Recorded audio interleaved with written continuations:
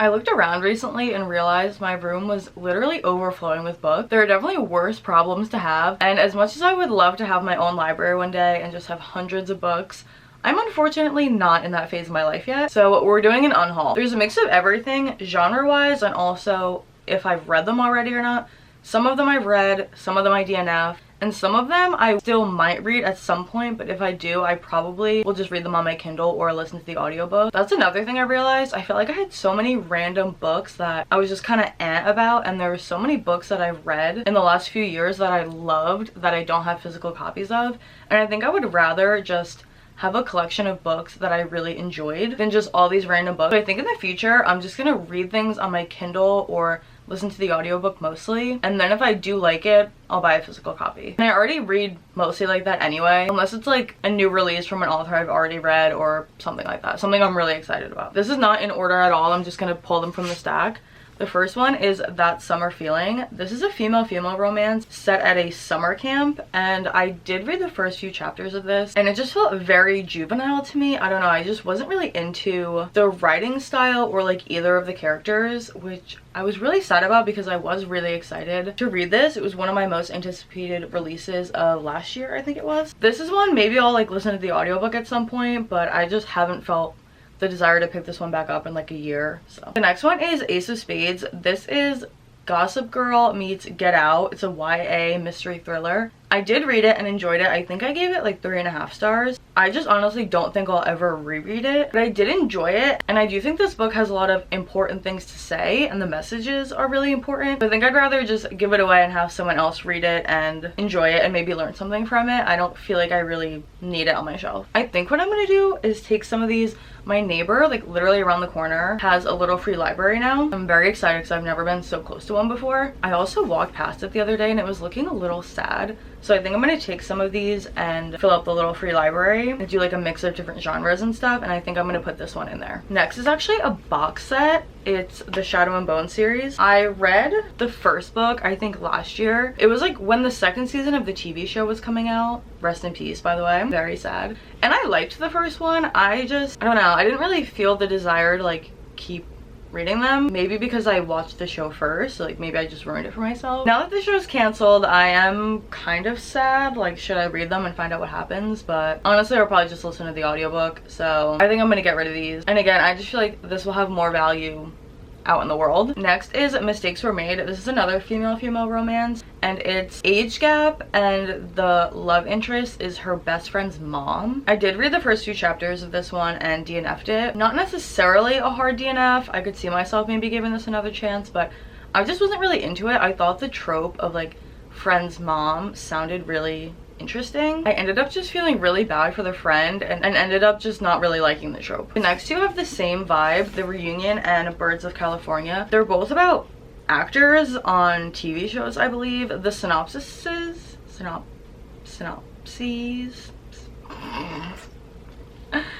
I don't even know. What is it? The synopsises, whatever, I don't fucking know.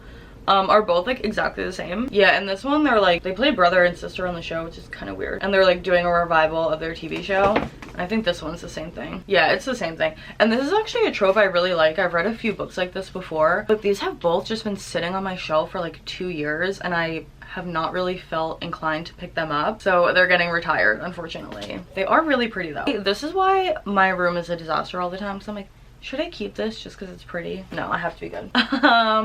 Okay, I, like most of the world, went through a Colleen Hoover phase, and I read a few of her books. I am just very I know in the last like couple of years, people have noticed that she's like kind of problematic and a little bit weird, which I agree with.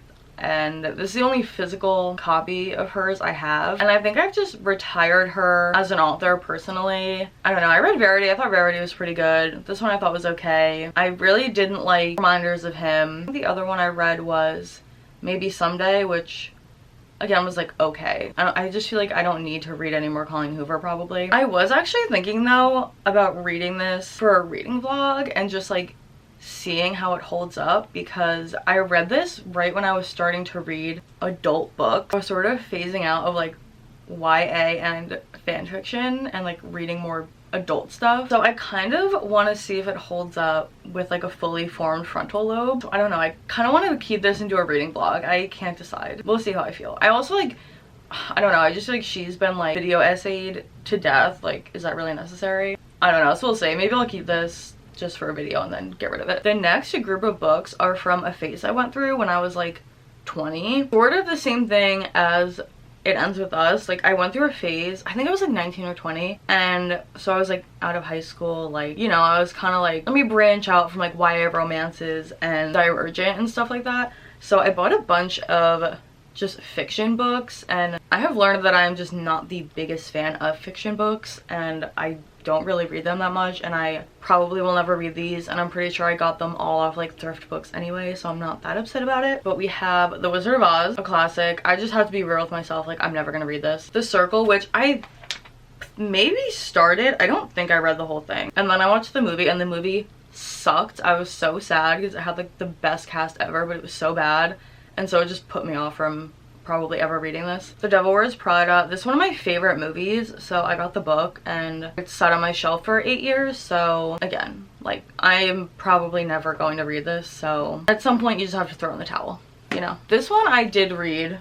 Unaccustomed Earth by Jhumpa Lahiri. This was pretty good. I think I gave it 3 stars. I definitely just think I wasn't the target demographic for this. She's older, she has kids, I believe she's married, and it's a short story collection, and that's what a lot of these short stories have to do with, like motherhood and marriage, and I can't relate to any of that. So, you know, it was good. I liked the writing. I just, again, I'm never gonna reread this, and I just don't feel like I need a physical copy. These next 2 I bought a little bit after the other ones, but same kind of thing. They're fiction. I probably won't read them, or actually this one's nonfiction, but I just don't feel like I'm gonna read them probably, or again, like, you know, there's always Libby if I change my mind on any of these. The first one is Zadie Smith, Feel Free. I think this is an essay collection or short stories. I'm not sure. I've heard really good things about Zadie Smith. So again, I'm not like completely writing this off. I just don't need the physical copy.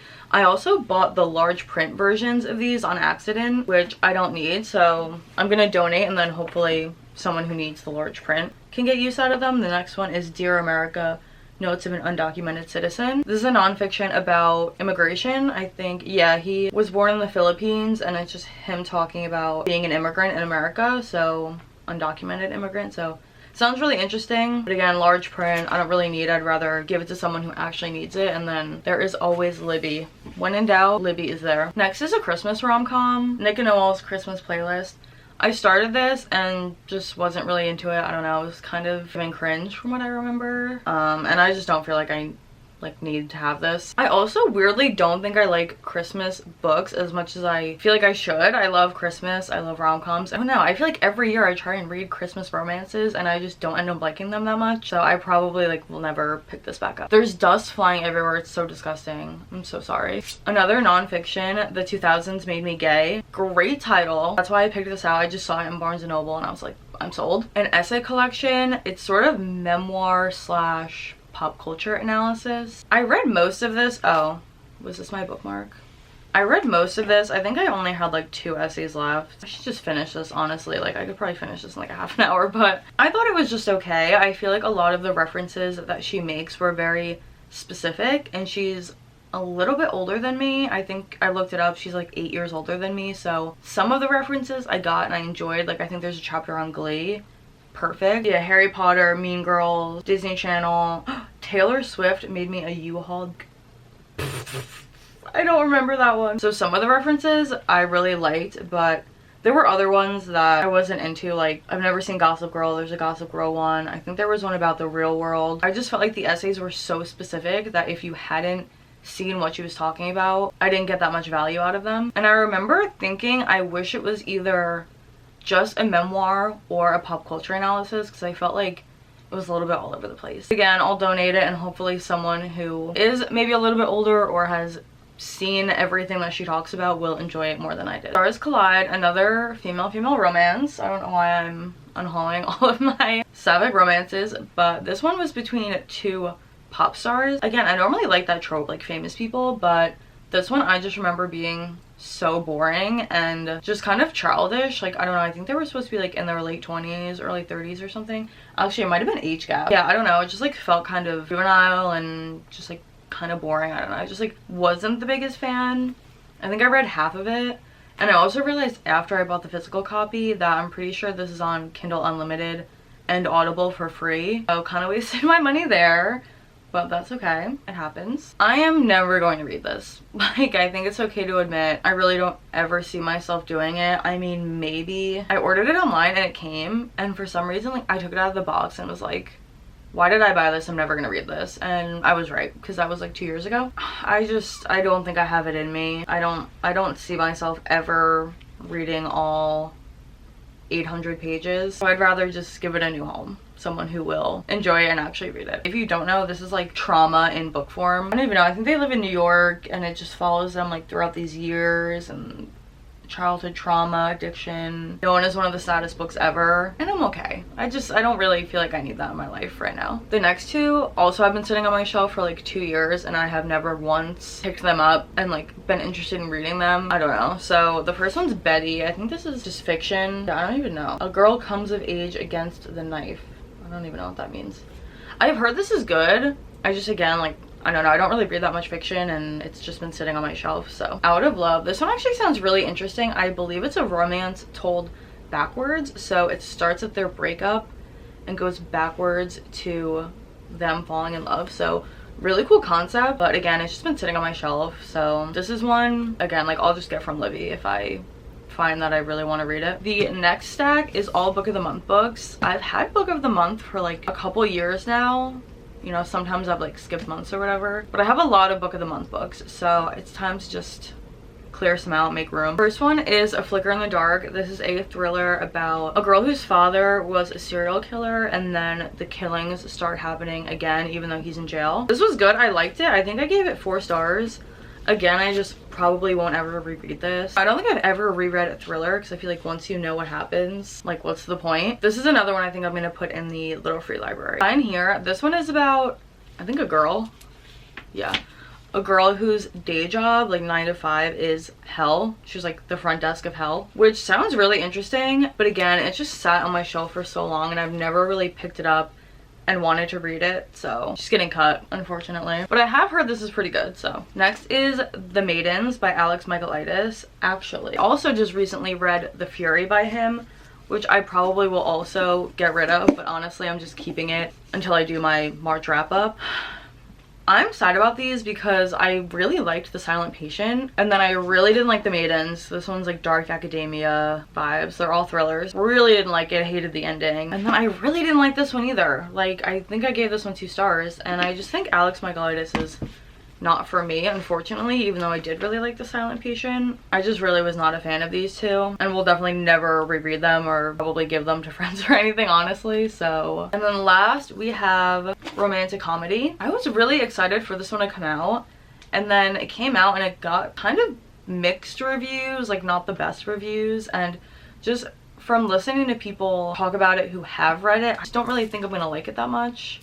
I thought it was a romance, but then hearing people talk about it, it sounds more like a fiction. And I think I heard it talks a lot about COVID and a lot of it's like written through emails, and I don't know, I'm just not really super interested in it right now. Maybe one day. Great cover. This will probably also go in the little free library. Yeah, another one that has just sat on my shelf since I got it and I've never once picked it up, so it's time to move on. That was it. I'm so happy to have more space to just buy more books and have to do this again in a year, but hopefully other people can enjoy these after I donate them. If you want to find me anywhere else, I'll have all my socials down below, and thank you so much for watching.